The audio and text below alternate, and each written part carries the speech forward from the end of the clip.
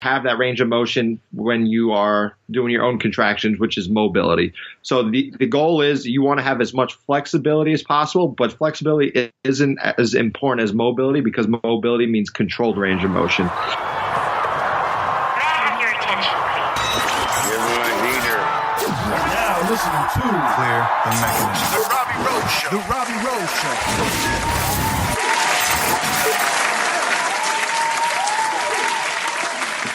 What is up, guys? It's your boy, Robby Rowland, your host. The host? I never get tired of saying that. I'm the host of the Robby Row Show. It's my show. And today is episode 45 with a special guest of mine, Frank Duffy. For those of you who are not familiar with Frank Duffy, do yourself a favor, go check out his Instagram right now.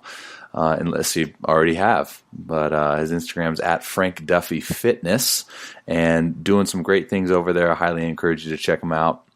Give him a follow. That would make him probably pretty happy. So, got a lot of information for you today. It's really just an optimal performance podcast again, which I absolutely love. Is how can we benefit from all the free content that there is out there? And on that note, there isn't a ton of stuff on FRC correlation to the baseball space. And I know a lot of my followers and subscribers are aspiring baseball players, so I felt like this is going to be the perfect podcast for you guys. I know the more that I dive into FRC, which is functional range conditioning, I find actually a direct correlation to specific movements that we get put into on the baseball field. And that really goes into all aspects of just being an athlete. I think your body gets put into certain positions that maybe it's not used to, right? Maybe there's compensation. And these are all things that we'll talk about today on the show, ranging from like why injuries occur, why my injury occurred, and how athletes are the best compensators, how they recruit different bigger muscles to handle some of the load that it's being required to handle. We obviously talk about cars, pails, rails a little bit. We do a good job in this podcast because we don't overload you with a ton of information. Again, talking about things like FRC, it requires a painted picture, especially with an audio podcast. It's up to the imagination to kind of really paint that picture of what we're really talking about. But we do a good job in I don't really do much. He does a great job in painting that picture of what that looks like. And everything that we talk about, I think we talk about quite a bit of stuff, but again, we don't overload you, is linked in the show notes. So go into the show notes. You'll find tons of IG accounts that Frank recommends you guys following if you guys want to get involved in doing some FRC. There's that. There's a couple of websites that will definitely be beneficial to you. The most beneficial website is probably functionalanatomyseminars.com. That is linked in the show notes. That gives you basically all the information. It helps you find an instructor in your area. And Frank and I go over the importance of doing that, of finding an instructor, not trying to just see a video online and just doing it, because like myself, you're probably doing it wrong, just how I was. I made the decision to do some one-on-one stuff because it's highly beneficial. But yeah, great episode, 45 to be exact. I know I say a lot, and I apologize for that, but if you haven't already and you're a first-time listener, gosh, why is everyone texting me right now? If you're a first-time listener of this show, my name's Robby Rowland, and I highly recommend you to hit that subscribe button and be on the lookout for more sensational, informative podcasts coming your way. I'm going to change up my format a little bit. I'm going to release about one episode per week now that my schedule is getting pretty rigorous, vocab word of the day. All right. Well, if I've talked too much, just go ahead and bypass that. Don't worry about it. You can follow me on Instagram, RobbyRow12, Twitter at RobbyRow_12, website's therobbyrowshow.com, and what else? What am I missing? SoundCloud.com/TheRobbyRowShow/ Frank Duffy will take you to the show notes of this particular episode if you are interested in any of the links or IG accounts that we've talked about. Okay, guys, I hope you enjoyed this podcast, and let's get to it. Frank Duffy, ladies and gentlemen. All right, welcome, ladies and gentlemen, to another episode of The Robby Row Show, episode 45. I got a special guest with me today, Frank Duffy. Welcome to the show, brother. How you doing? Not bad. Thanks for having me on, guy. Yeah, dude, absolutely. So who is the first individual that you think of when you hear 45, the number 45? Oh, boy. Sports. Could be any sport. Could be freaking table tennis. I don't think they have numbers, though. Jeez. I couldn't even tell you one off the top right now. 45. I love how I just put you on the spot. Yeah, wow. 45. I feel like there was a Met that wore 45. I think, did Pedro wear 45? Yeah, No. that was the first guy I thought of. I thought of Pedro. Did he wear 45? Yeah, he was 45, I think, everywhere he went. I couldn't tell you, but yeah, that's the first thing that came to my mind. Yeah, I just Googled it. Yeah. There we go. Ask Siri real quick. Just like that. Jeez. So you have like an accent, but you're in Massachusetts, but from New York, right? Yeah, I'm from the city. So are you like in an identity crisis? As far as no, I'm a New Yorker. Everyone up here knows that I love New York. New York's my blood, so they bust my chops about it all the time because I'm a Yankee fan, a Giants fan, a Rangers fan, and we haven't won anything in a while. So, and Boston just won it too, so I'm sure that's getting rubbed in your face a little bit. Yeah. Cool, man. So what's I mean, I'll do the best of my ability to kind of give you a brief introduction and like in the pre-roll when I go back and edit up this podcast. But for the audience that isn't quite familiar with you, dude, like if you want, as brief as you want, it doesn't have to be super brief, but give us a little background on you and how you came to be. Sure. So, as I said, I'm originally from New York. I went to Queens College. I studied exercise science there. Exercise science and nutrition. I played baseball as well for two and a half years before I realized, like, hey, this is probably not going to work out in regards to playing in the big leagues or anything like that. I was a walk-on. I didn't have a scholarship, and it was going to take an extra year to graduate if I didn't decide between the two. So I was like, I think I'm ready to start to navigate my path into strength and conditioning. Because at that time, I came across my boss now, his material, Eric Cressey, and started watching his videos and stuff. And it was like, wow, I have no idea what this guy is saying, but he sounds really smart. So that's kind of how I got into this. Then I interned at CSP in 2015, Cressey Sports Performance here in Massachusetts. And now I'm our director of adult fitness. So I run our strength camp program, which is actually for general fitness clients that we train.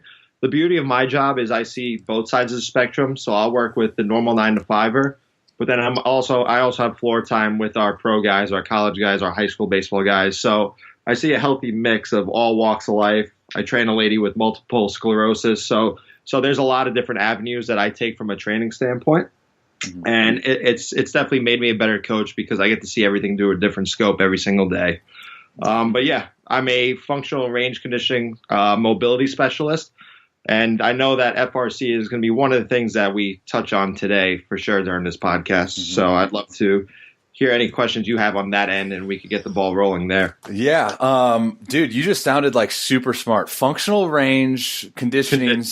Gosh, say that 10 times Mobility fast. Specialist. Yeah. It just flows off the tongue now, even though I think I started midway through it. Yeah. I feel like when you drop that, like that's your party trick. You say that and everyone like ears perked up. Like, what? This guy's important, dude. This guy's got some fancy title behind his name. And that's what we all seek in life, right? Like, how can I just get something fancy behind my name? Yeah.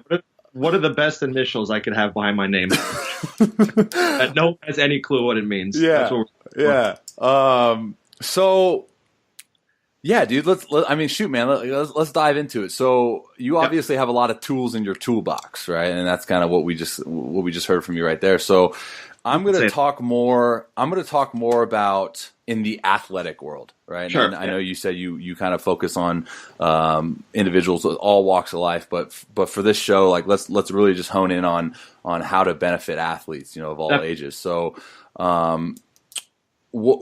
how does that process work? So if an athlete comes in and they want to work with you specifically, talk a little bit about like that screening process and kind of what goes on for you to start up a relationship with like a one-on-one type, athlete. Sure.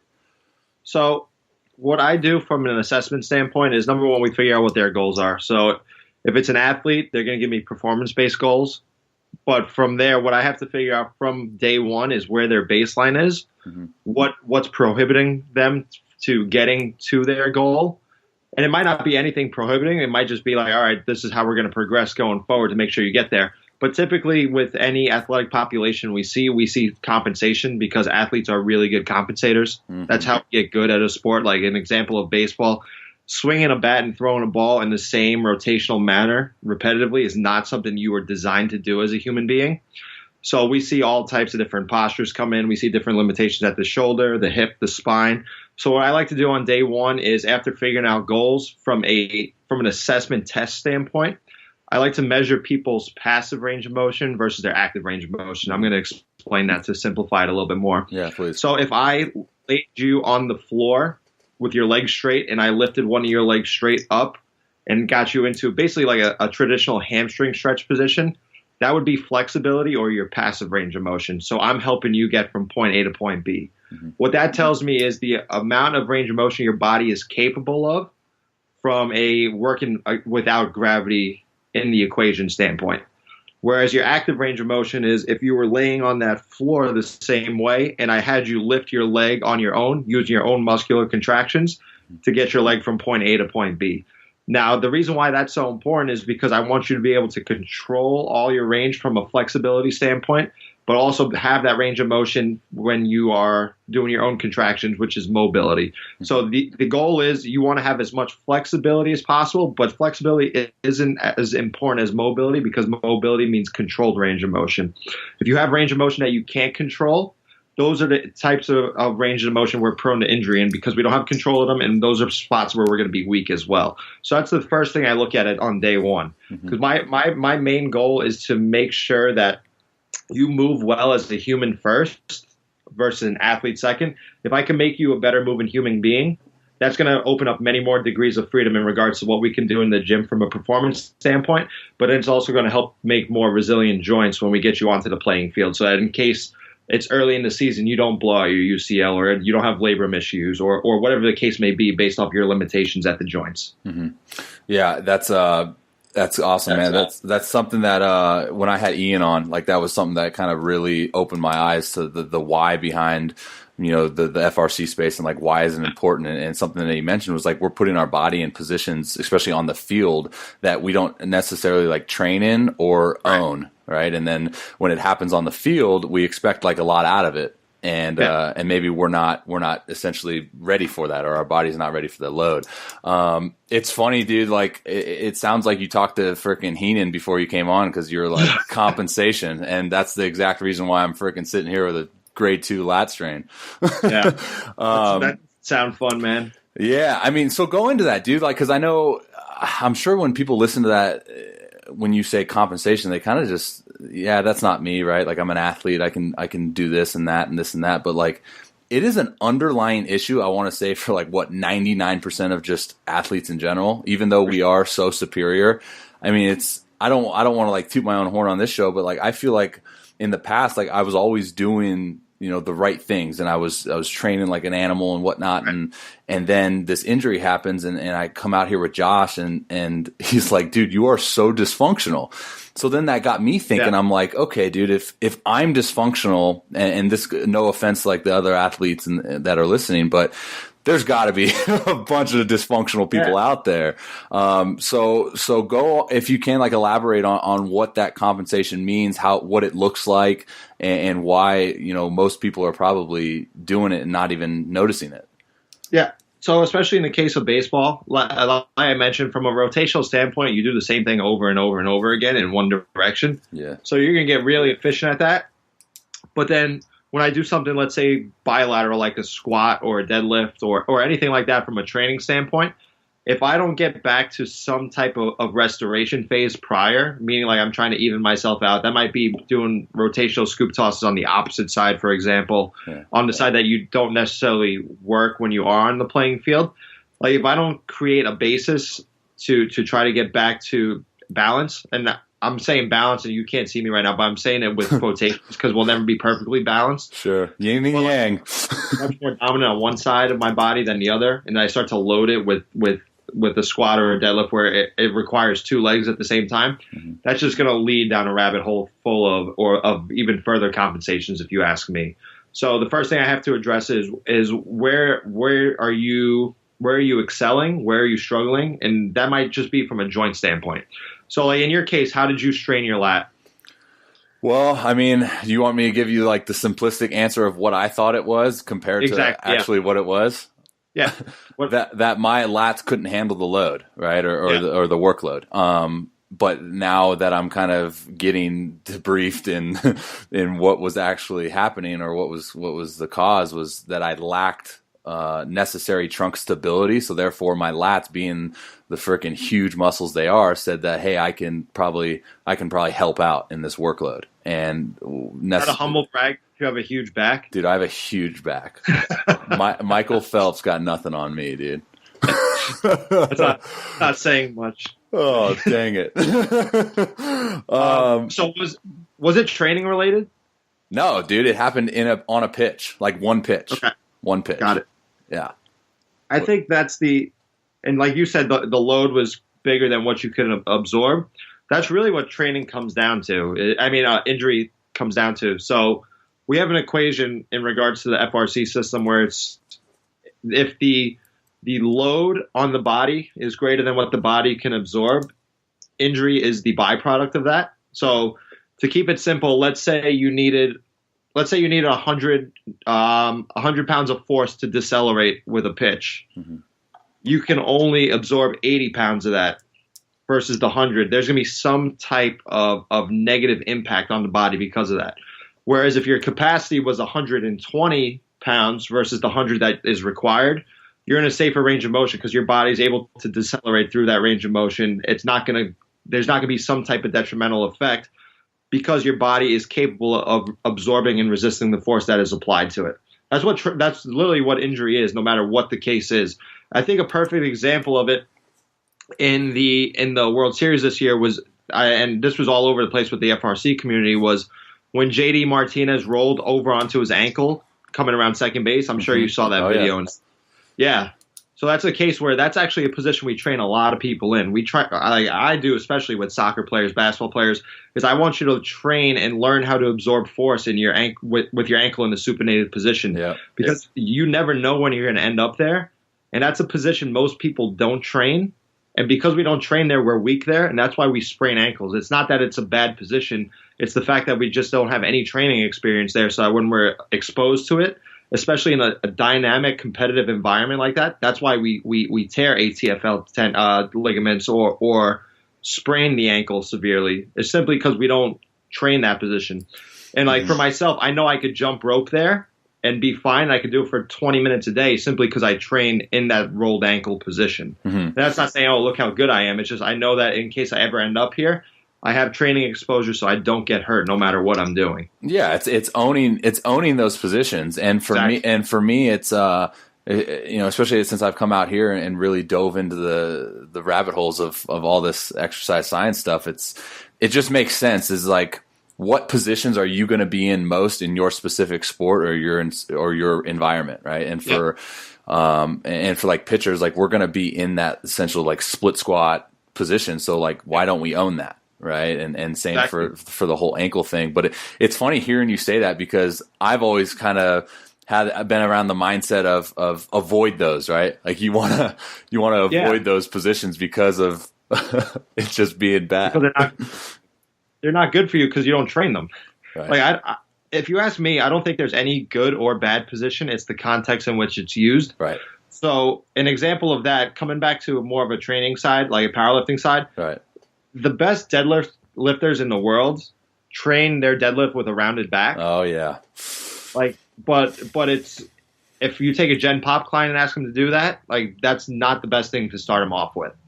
Eventually, it might be a good idea to get them to a point where they can absorb force there, because I don't want people thinking of having to do a great hip hinge every time they go down to the floor to pick up a bag of groceries. Mm-hmm. But at the same point, if you can't round your back at all, I'm not going to put weight in your hands while doing that, because that's just going to be a recipe for disaster. Yeah. So again, it's figuring out where you are on that spectrum and going from there. And that's how I look at all movement, whether it's shoulder related, like if I'm doing rotator cuff work, for example, and rotator cuff work again in quotations, I'm trying to build strength into all range of motion at the shoulder. So can you flex your shoulder well? Can you internally rotate well? Which is one of the things we see limited in a lot of guys that throw. So and I know that another example is the sleeper stretch is frowned upon in our fitness industry, which I agree with 100% if it's not used in the right context. Because I know a lot of people will just sit there cranking on their shoulder. But in the terms of what we do from a functional range conditioning standpoint is, hey, we're going to set you up in a sleeper stretch, but you're going to learn how to get strong in this position, meaning you're going to do contractions into both external rotation and internal rotation. And the goal there is to build strength and resiliency throughout different planes of motion of the shoulder, so that over time we can get more dynamic with our stuff. So that might take us to like a split stance position standing, and then we do rotator cuff work from there. Or the way the guys use the 2-pound medicine balls for deceleration drills. Mm-hmm. I think that you should have isometric strength prior to doing more dynamic stuff like that. Mm-hmm. But again, that's along the spectrum of building a more resilient shoulder. It's figuring out where you are on the spectrum and going from there. Yeah, I want to dive into like the dangers of not the danger of that specific, but like the danger of an athlete going, okay, I just saw a sleeper stretch online and the guy doing it through 100 miles an hour, so now I'm going to do it. And then more than likely, they're not going to be able to replicate the exact, form of that. So, in your opinion, like why is it so important for you to be one-on-one with an athlete to basically, check all the boxes if they're doing it right or not? It's especially with FRC related stuff. It is important for me to teach them hands-on first. I would say, like kinesthetically, putting them into the optimal position is ideal for me.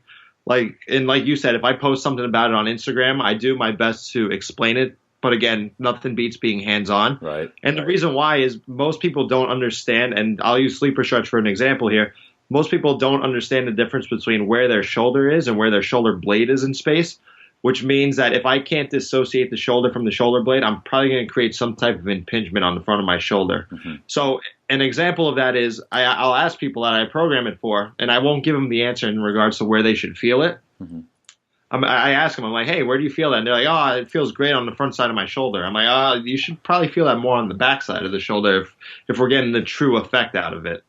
Because at that point, it's like, okay, they're probably impinging on the front side of the humeral head, which could create some type of detrimental symptom going forward, which you're trying to avoid. And again, everything is case-by-case basis. If it's someone I'm working with that's 45 years old, I want them to feel in all different places. I want them to start to develop a shoulder that they haven't used in 20 years. But if it's $1 million arm, then it's like, okay, we should probably back off and figure out how to do this in a safer manner. Mm-hmm. And if I'm in person with them, I will make sure that they're doing it to the best of their ability in regards to feeling it in that posterior cuff, for example. But I think there's other ways of training around it if I'm not hands-on with them. Yeah, I know just from speaking from like personal experience, and we'll dive into the whole FRC space and cars and stuff in a bit. But when I'm, in particular, like especially with my shoulder cars, if there's no mirror, or if I'm not filming it and I'm literally just doing it, like you said, I don't really have an awareness of where I am in like time and space. So then, going back to that compensation, like I'll have a rib flare, or, I'll start rotating to the right to make up. Like it all goes back to, you're saying as far as athletes are like the best compensators. So, that's my big thing, man, is like just being hands-on, especially if someone's going to start out too, because It's checking the ego and checking the pride at the door and being like, okay, I'm not good at this particular movement. Like I should probably get in front of somebody that is. And I think that's just a great way to go about it. I think the most humbling way to do that is honestly introducing someone to a hip car. Yeah. Like you've done it now. You understand like, wow, this is not easy to do. It's stupid. And, who invented that? It's the first time I did it was like, what just happened? Like when I first took FRC, it was the most awful thing ever. Like now, obviously 2 years later, practicing it every single day. Like, oh gosh. Yeah. But that's literally what it takes is just being consistent with it. We say it's being brilliant at the basics. Like it simply comes down to drawing circles with your joints. Yeah. It's like the fundamentals, right? In like sports. Yeah. And so coming back, what we're talking about right now are CARs, controlled articular rotations. This is something I believe every single human being on the planet should do because the goal of what CARs does is takes every single joint you own and you take it through a full active. So like we talked about earlier, active and passive. We're trying to get active range of motion. We're trying to take our joint through a full active range of motion, nice and slow, using our own voluntary muscular contractions while trying to keep the rest of my body still around that one joint. And the reason we do that is it's an assessment tool for us. And like you said, you're starting to understand the fact that when you do a shoulder CAR, for example, you're going to feel like your body wants to rotate. Mm-hmm. But the main objective is to start to create awareness of what your shoulder is capable of doing. Because if it doesn't rotate well when you're just standing here drawing a circle, it's probably not going to rotate well when you're asking it to internally rotate at over 7,000 degrees when you're throwing a pitch. Now, obviously, there's elasticity and stuff involved there. But we always talk about the joint should work well independently, meaning by itself, before we start to put it into an interdependent system, like throwing a pitch, for example. Mm-hmm. The better I get independently, the better chance I have of being resilient with whatever physical activities I'm going to do going forward. Dude, stop sounding so dang smart, man. Well, do I need to simplify that more? Like, No. It's tough, dude, because it's audio, right? And we try in this to paint the best possible picture as far as what that looks like. The beauty. Here's my painting. Take your shoulder, draw a slow circle with it. If other stuff moves, you don't have a shoulder. Boom. Let's simplify like that. Yeah. But here, the beauty of this, for those of you who are listening that are just like, what the heck is going on? I'm going to link. And Frank, you can help me out as far as like if there's any particular articles or videos or whatever it is, I'll link all that in the show notes. So as soon as we're done here, you just give me like all the links that you think are the most informative and just best, particular visual tools to utilize. I can give you the best Instagram accounts to follow. I can do that. Yeah, exactly. So I'll link all that in the show notes for you guys to get the best painted picture. So on the topic of cars, why is it not popular in your opinion? This always baffles me because as soon as like I kind of got familiar with it and saw the benefits, like you said, of doing it every day, like it's my morning routine now, and just getting like oxygen in those joints and getting all those nutrients, and it's like that's like my morning coffee, dude. It is an unreal feeling, and this is, I'm not saying this just because you're on my podcast today. Like I would say this any given day now. Why is it not a popular thing like how deadlifting 405 nowadays is? Yeah, no, I get it. So FRC originally started in 2010, I believe. I didn't know anything about it until I took it in 2015. Yeah. And since then, so we're in 2018 now. Since then, I just pulled up the website. We have the Dodgers, the Cubs, the Twins, the Padres, the Astros, Braves, Diamondbacks, Phillies, and Mariners have all taken a course in it. Whether they use it or not, I don't know. But I know that it's almost in half of professional organizations now. And that's from when I took it 2.5 years ago until now. So it actually has really blown up a decent amount since then. Yeah. I firmly believe it's going to continue to get bigger because Onnit just got involved with it. The UFC Performance Center got involved with it. Performance Institute, sorry. Yeah. And I know that, so Mike Ranfone, who runs Ranfone Training Systems in Connecticut, awesome dude. Yeah. he's doing more of like the performance based side, how it correlates in regards to actual training. Whereas Dr. Andrea Spina, who originally created the system, is a chiropractor. So his was more on the rehab side. But now that we have both sides, performance and rehab, I think you're going to start to see it a lot more within the next year or two for sure. I think it's real quick. Can you give me the website that you're on? Functional Anatomy Seminars. Okay, is that just functional .com. Sorry, yeah, .com. Hello. I'm like sitting here trying to write this down. I'm like, wait, how do you spell anatomy? I got it. Okay, I'm so used to that the computer where it just autocorrects you. Paper and pen, you weirdo. Yeah, what the heck am I doing? Well, your Skype thing is taking up my computer screen, so I mean, that's my excuse. I think it goes into the space because I remember. So I got drafted in 2010. And like a couple years after that, I think yoga got like super big in the baseball space. And I felt like it really just, took off like a dang wildfire, and everyone started doing yoga. And now that's kind of fizzled out. And, you and I talked about a little bit before the show of how, we're kind of in that same mindset as like, dude, this is literally like the next big thing. We talk a lot on this show about the evolution of training. It was like 10 years ago, where people weren't putting a bunch of stock into, heavy weight training protocols. And now everyone's doing it. And the reason why is because you can't turn on a dang MLB game without seeing someone hit a 500-foot homer or throw a ball 100 miles an hour. So I think it's all, attributed to just athletes. I don't want to go on record and say athletes are just getting better at being athletic, but I think they're paying more attention to those little things and those minute details that give them the upper edge, right?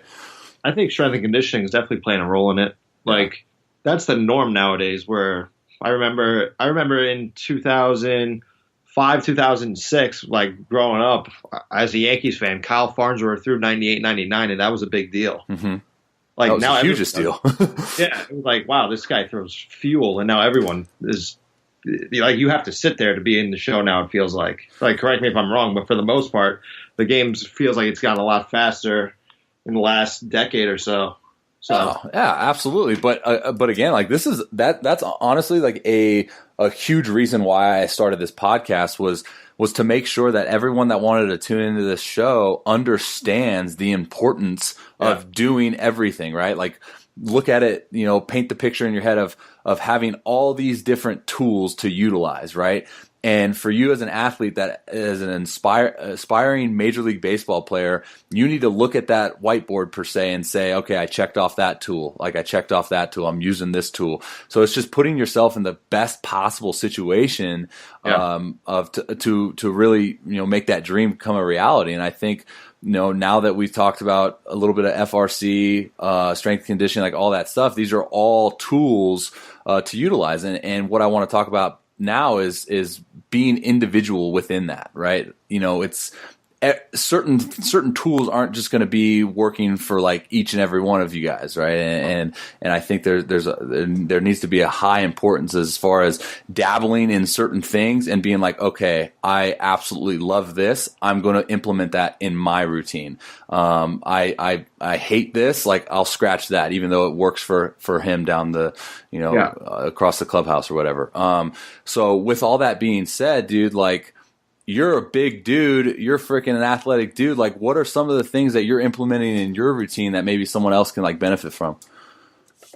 Honestly, right now for me, because I'm getting more involved in regards to the FRC and Kinstretch stuff, that's literally all I've been doing. I wouldn't recommend anyone else doing that on this podcast. Like, if you're trying to take your professional, like your capabilities in regards to your chance of being a professional athlete to the next level, you need to throw med balls hard. You need to strength train. Like you need to do all the arm care stuff that we talk about. You need to do some type of FRC mobility work.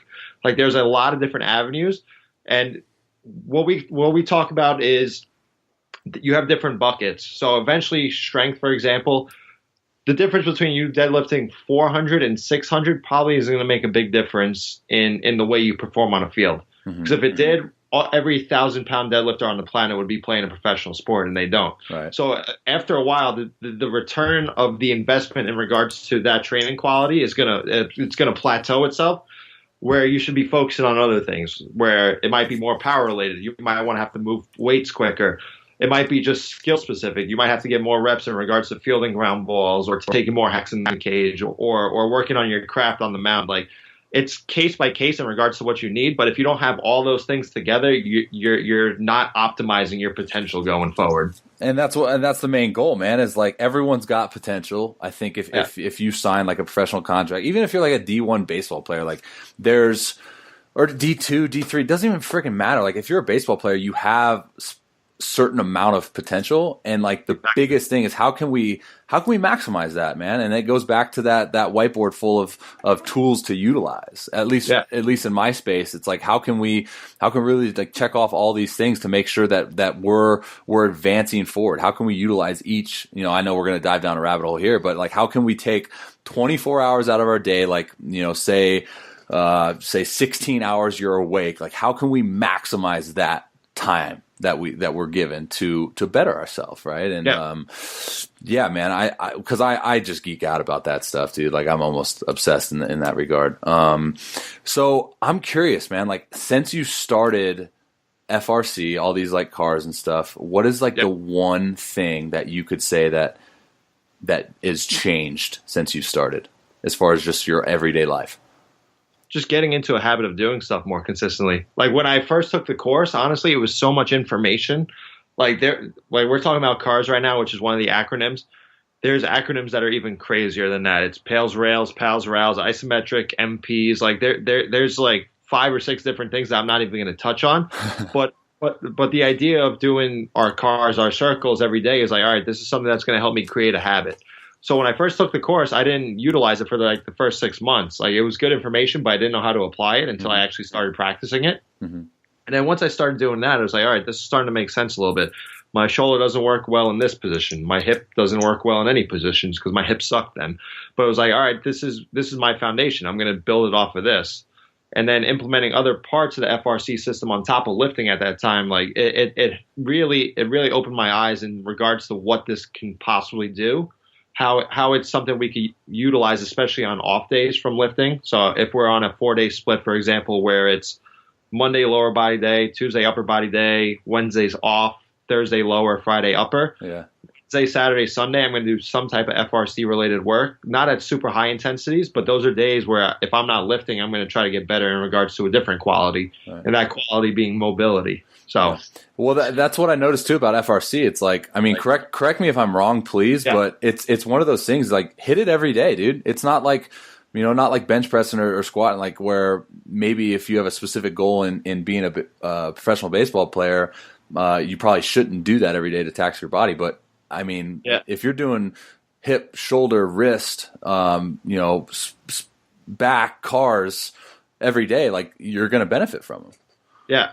And with FRC, we talk about it being a maintenance tool, but if you've never done it before, it's definitely a way to improve what you're doing. Like, we're teaching you how to become more aware of every single joint in the body and learn how to build resiliency there, because you're literally training that joint throughout range of motion you've never trained before. And like coming back to the ankle before, you sprain your ankle because you've never trained it.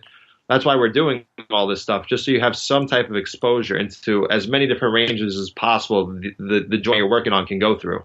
And on that end as well, and I think you said it perfectly, in regards to the FRC stuff, it's not simple. It's not easy to do. Like, these things are taxing on your body when you first initially do it, but as long as you practice it, you start to get better and better, and your body recovers better from it. Mm-hmm. So the first couple times you do it, especially CARS, it's gonna suck. Like, to be honest with you, if you're doing it correctly, because it's just a new stimulus you haven't been exposed to. But as long as you hit it consistently every single day, it's a 5 to 10 minute routine that's gonna fit, and I'll use it as the equivalent of basically brushing your teeth. It's you brushing your joints every single day to make sure that you have your range of motion now, but then also 20 years from now.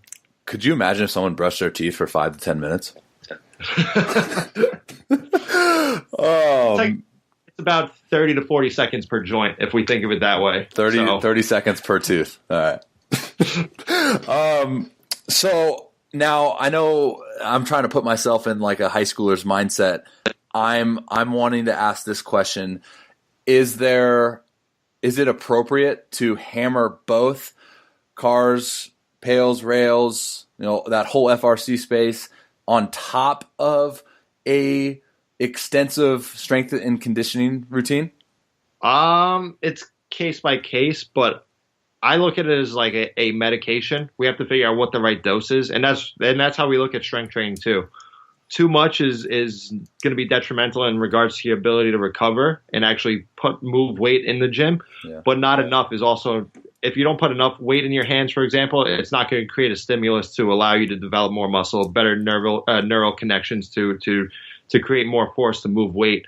Same thing with this stuff. If I go in on day one and I do cars, I try to do half an hour of pails, rails, and I'm doing basically a Kinstretch class on top of strength and conditioning work, it's just not going to work out. That's why I recommend people do more of the high intense FRC stuff on days they're not lifting. But on days where you are lifting, I use cars as a warm up. I'll use them as like a superset to let's say like a deadlift. If you're doing a trap bar deadlift, I'll superset that with like a standing shoulder car, quadruped shoulder car. But that's an example of what I would do. And then if someone's restricted with their range of motion, pails, rails, and I'm not going to touch on this, like I said, but that's a tool we'll use to help improve range of motion, open up the capsule to allow for cleaner rotation. That's something I'll use on off days because they're a little bit more intense and they're longer to do than cars. Yeah. But that's going to be a great way to open up new ranges of motion. So it helps you squat better, or it helps you drive off the mound a little bit better. Or you can feel your back hip better. It depends on the case for each person. But again, I need to figure out what my medication is, what the dose is, and spread it out evenly throughout the week so I'm able to recover effectively. Now, how does someone go about figuring that out? Right, because I know, like, if it's any medication, they're going to a certified professional doctor or something, and they're getting the right prescription and the right dosage. So is that kind of in the same space as well with that?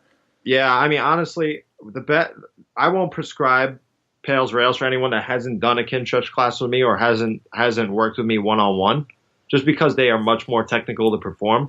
That's somebody that's going to get cars all day long. And again, that might not necessarily improve their range of motion, but it's going to allow them to control whatever they have. But then that's when I harp on them, and it's like, hey, come in for a Kinstretch class, understand what these other acronyms mean, so that when I put them in your program, you're able to do them effectively and get the actual benefit out of it.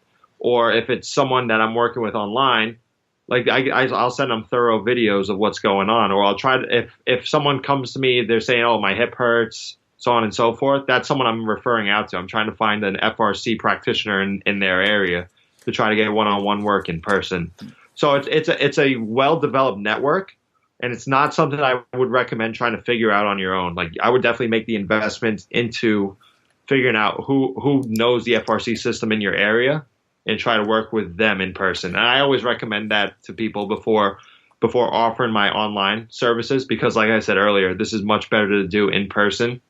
You get much more out of it if you ask me. So I was gonna ask you if you had like a remote training website.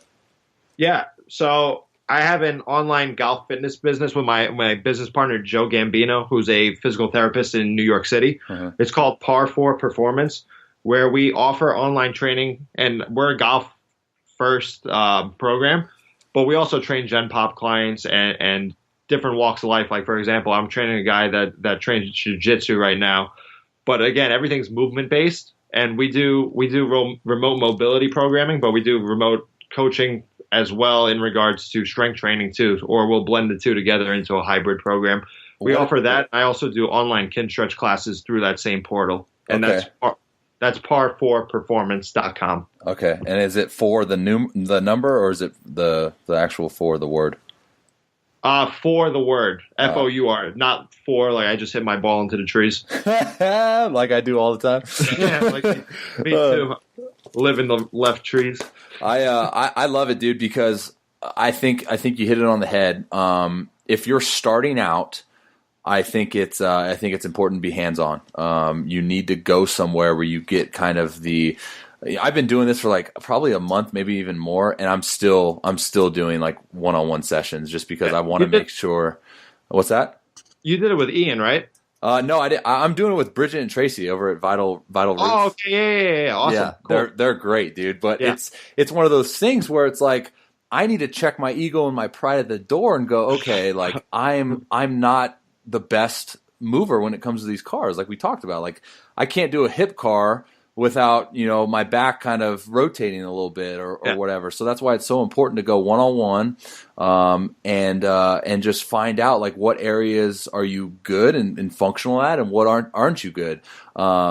Dude, I did the one the other day. What was it? It was a hip car, but I had 2 yoga blocks on the side of a wall. So it was like I like couldn't move, and then it's absolutely brutal. But what's up? Yeah, honest hip cars. Those are rough. Yeah, dude. Who invents that? That's just stupid. But I do think it's a necessity. I think once you get to that point where you're like, okay, I can hammer this down to explore the online remote training stuff, because it's going to hold you accountable.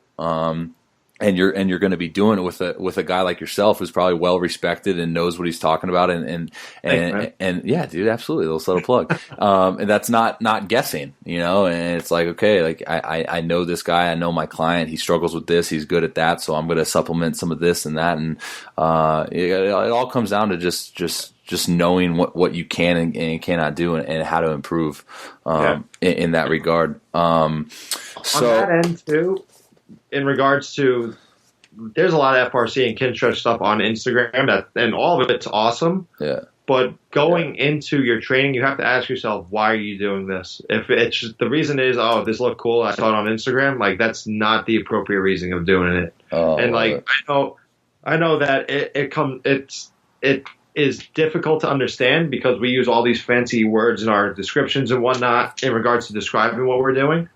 But if you don't understand it, you probably shouldn't be doing it, just because you're probably not going to get the best effect out of it. And again, if you don't have a why to it, you should refer it out. Because after I was certified, I referred my programming out to other people. I worked with this guy, Zach Deckelbaum, in Miami. Like he did my programming. Like I used an outside source too.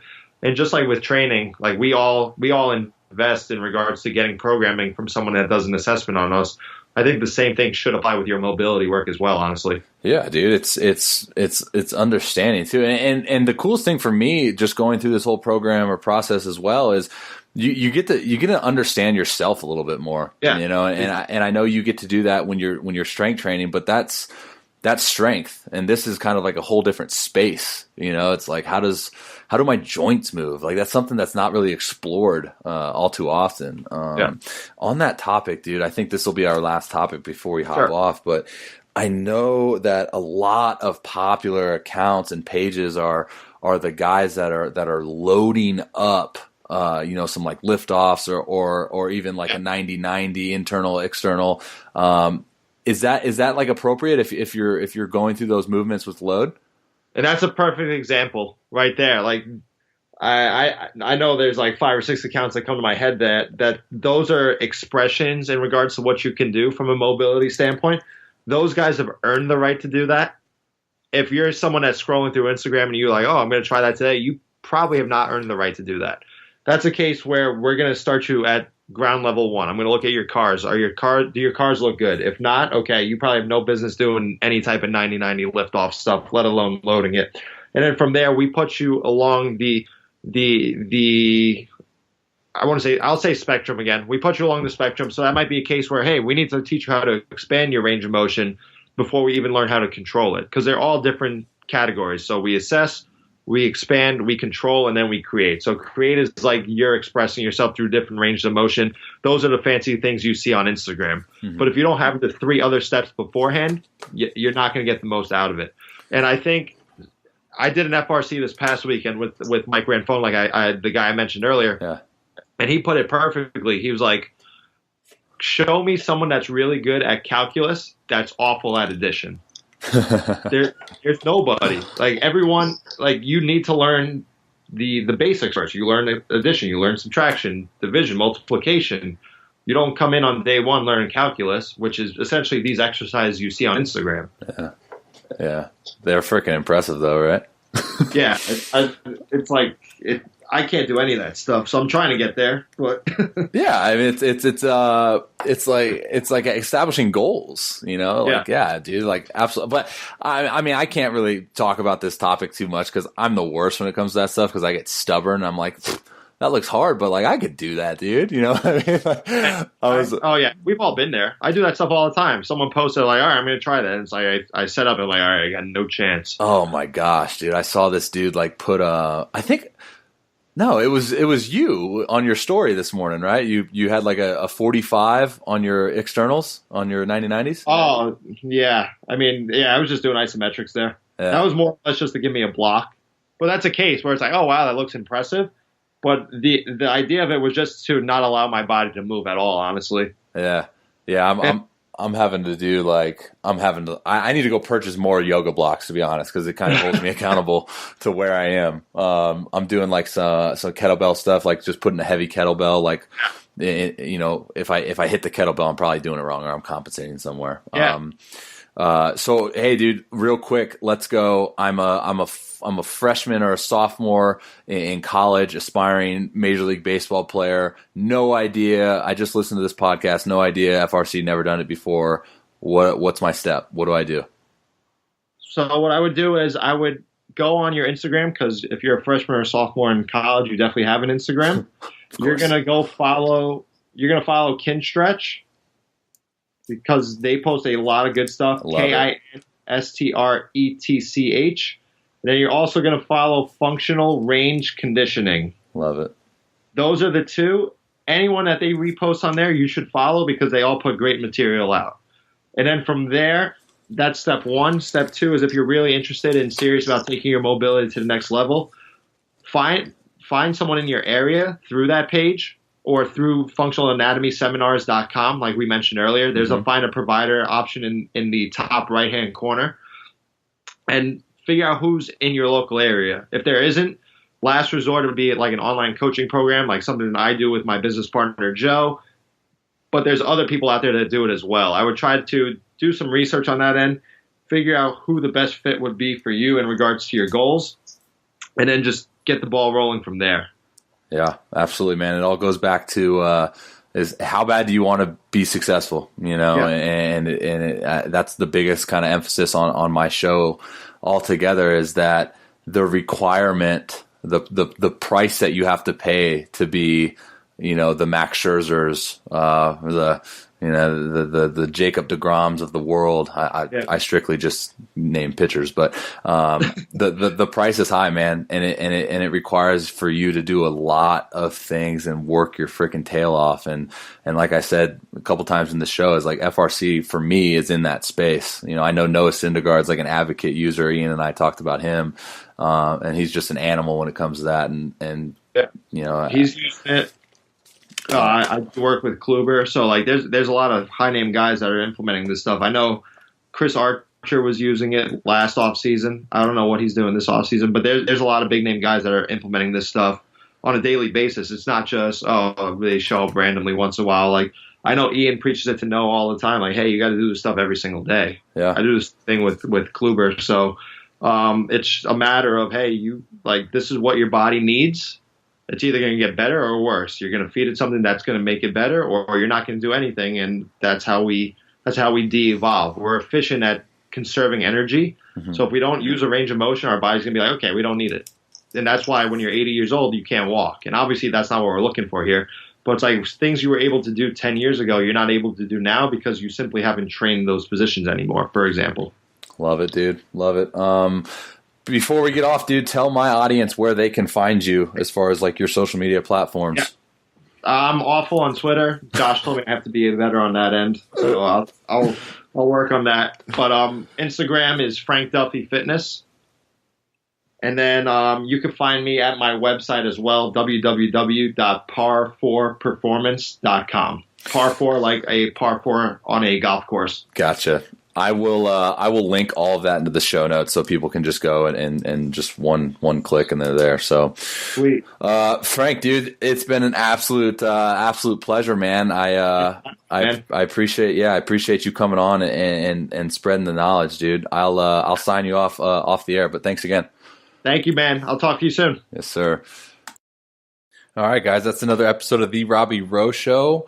Do me a favor, if you liked the episode, or even if you didn't like it, go ahead and leave me a review on whatever platform you're listening to. Not only does it help me out with popularity on my show, but it also helps me out as a host of this podcast.